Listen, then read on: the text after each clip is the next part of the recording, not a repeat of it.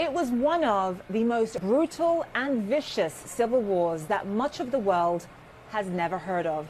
Anyone who lived through Nigeria's Biafra war in the 1960s will forever be haunted by the atrocities, the memories of bodies in the streets, and the fear of not being able to survive another day.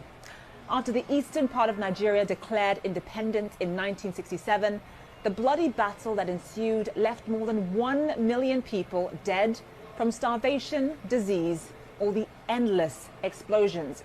The 2.5-year war was literally hell on earth. As many of you who watch this show regularly know, I am Nigerian and I am from the part of the country where this war took place. Family members who lived through it tell me they never knew if they were going to eat, let alone what. It was common for people to feed off of grasshoppers, snakes, and termites. My mother's younger brother died during the Biafra War, and that was considered a very, very lucky outcome. If you only lost one family member, you thanked your lucky stars. So given all of that history and all of that pain, why are there now growing calls for a new secessionist movement in the exact same part of the country? We are joined live now by Amaka Anku, an expert on Nigeria and sub-Saharan Africa. She's also the head of Eurasia's Group's Africa practice. Amaka, thank you so much for being with us. So you and I are both Nigerian. It's been over 50 years since this brutal civil war. Why is there this additional secessionist movement in the same part of this country bubbling up? Look, Zain, the fundamental problem here is that Nigerians don't trust Nigeria, right? Like you said, and there are many reasons for that, right? All the years of military rule, Nigeria has underinvested in Nigerians and in basic services like healthcare, education, infrastructure, and there is then the broader issue of justice, right? We saw the protests last year. Police officers kill people and nothing ever happens to them.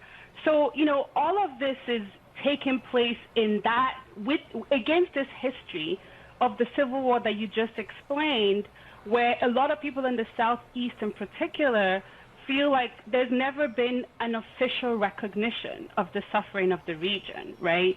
We don't have a day every year where the country remembers what happened and these lives that were lost. That was disproportionately in the region, right?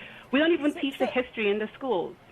So let me ask you this, because I think it's important for our audience to note that it's not just the eastern part of Nigeria that wants to break away and have its own country. You have the western part of the country, the Yoruba people that also want to have their own country.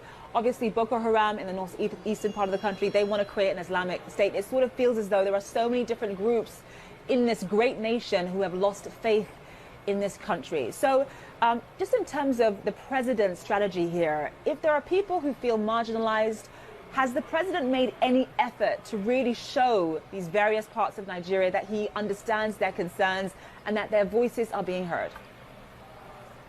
I would say the government is not doing enough. And look, people have lost faith in Nigeria in part because there's nobody in Nigeria articulating a positive vision for Nigeria's future, right? Nigeria has a crisis of ideas. Nigeria appears not to have any ambition. And look, that is often, in most countries, that's often a role that is played by government.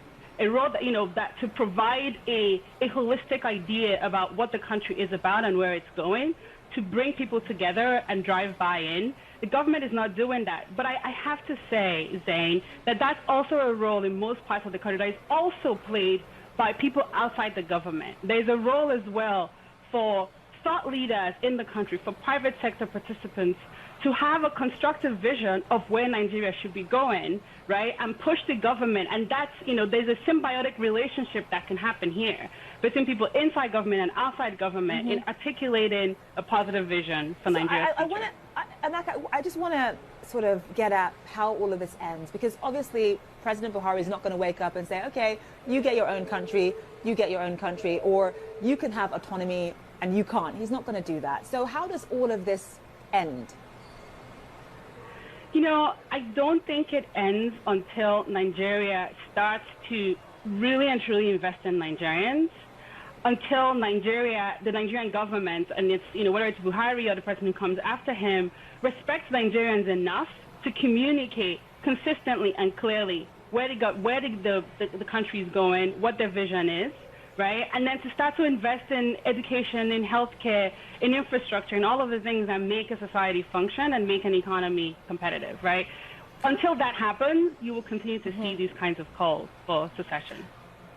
And so, just in terms of what the secessionists want themselves, and obviously, yes, we know they want to break apart and form their own country, but is there anything else that they're willing to accept in the medium term, or is it for IBOP and these other groups, is it really secessionist or nothing?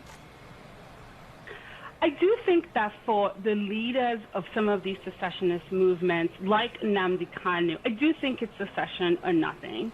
Maybe the leaders of ODC in the Southwest, I think that what their views are probably less relevant than the views of the minority, the populations that are sympathetic to those views. I think for most of those people, most of the people in the Southeast, some of whom are sympathetic to those views, I don't think it's secession or nothing.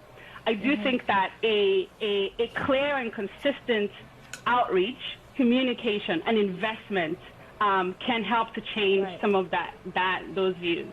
I mean, it's such a shame because Nigeria is such a beautiful country. It has so much potential, and just seeing all of these different areas wanting to separate, saying that they've had enough of being part of this great nation is very, very sad indeed. Amaka Anku, thank you so much for being with us.